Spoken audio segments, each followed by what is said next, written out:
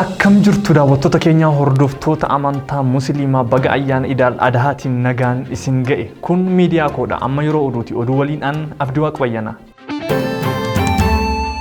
Muummeen ministeeraa Dr. Abiy Ahmed hordoftoota amantaa musliimaa maraan baga ayyaana idaal adhaatiin isin ga'e jedhan.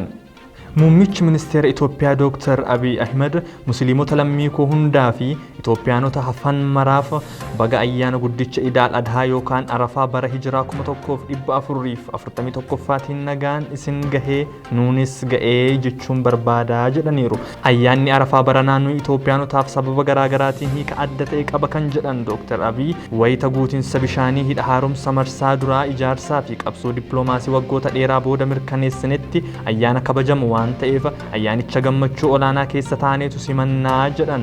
Uummanni keenya musliimaa sababa hidhata amantaa aadaa fi afaanii uummata arabaa waliin qabuun biyya keenya biyyoota giddugala bahaa fi araboota waliin wayita qabsoowwan dippiloomaasii garaagaraa ishii mudatan shoora murteessaa ta'e bahaa tureera. Hidhi haaromsa keenyaa akka dhugoomu maallaqa buusuu fi yaadota fayyadan gumaachuurra darbee adeemsa qabsoo dippiloomaasii keessatti adda duree ta'uudhaan biyya keenya kan hunda keenya taate boonsuudhaaf musliimonni biyya keessaa fi ala jiraattan aarsaa kaffaluu keessan Itoophiyaanonni hundi kabajaan ilaaluu jedhan.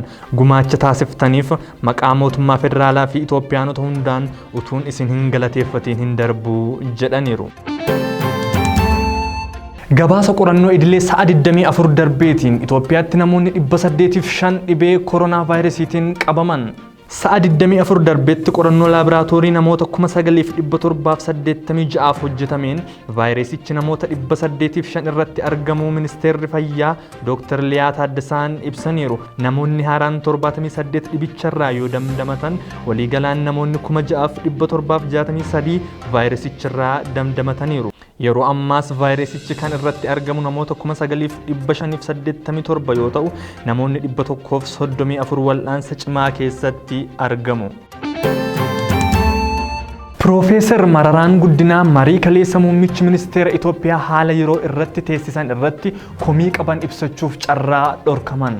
Marii kaleessaa irratti barbaachisummaa tokkummaa biyyaa uumuu jedhu irratti haasa'anii dhimma yeroo irratti ejjennoo dhaaba isaanii ibsuuf carraa dhorkamuu BBC'tti himaniiru. Walgayii kana irratti paartileen mootummaan deeggaraman hedduun ture kan jedhan Profeesar Mararaan waa'ee ajjeechaa artist Hacaaluu Hundeessaa fi hidhaa waahillan isaanii kaasuuf wayita jedhan carraa dhorkamuu dubbataniiru. Namoonni siyaasa biyya kanaa keessatti beekaman kan hidhaa jiran yoo hiikaman malee isaaniin achitti dhiisanii waliigaltee bu'aa fidu argachuun rakkisaa ejjennoo jedhu qabu Profeesar Mararaan. Itoophiyaatti maallaqni baankii namoota siyaasaa hidhamanii fi maatii isaanii jalaa uggurame. Herregni baankii namoota siyaasaa fi gaazexeessitoota ajjeechaa Hacaaluu booda hidhamanii ugguramuu miseensonni maatii BBC'tti himan.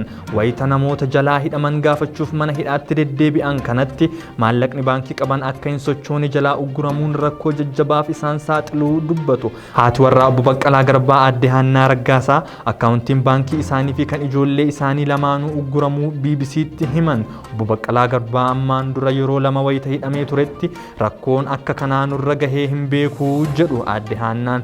Akkasumas obbolaawwan Jawaar Mohammad nama 7 jalaas maallaqni baankii qaban akka hin sochoone jalaa uggurameera. Obboleettii hangafaa Jawaar kan taate Raadiyaa Siraaj akkaawuntiin baankii kan ishee fi obboloota dhiira Jawaar kan nama 6 jalaa cufamuu BBC'tti himteetti. Bifuma wal fakkaatuun akkaawuntiin baankii gaazexeessaa OMN Mallasaa Dirribsaa fi kan haadha warraa isaa Taaddalach Margaa akka hin sochoone uggurameera. Garee abukaatoo namoota siyaasaa fi gaazexeessitoota hidhamaniif falmu keessaa tokko kan ta'an Obbo Ibsaa Gammadaa akkaawuntiin baankii kan hidhamtootaa fi kan maatii isaanii akka ugguramu ajajni manni murtii kenne kan abukaattonni beekan hin jiru jedhan.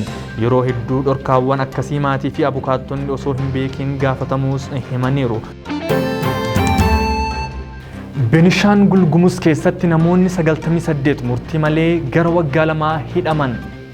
Gabaasni VOA irraa argame akka addeessutti asoosaatti jeequmsa kaastan sababa jedhuun namoonni 98 erga hidhamanii waggaa tokkoo fi baatii 10 darbus murtii seeraa hin arganne yookaan bilisa jedhamanii hin gadhiifamne jedhu maatii fi firoottan isaanii.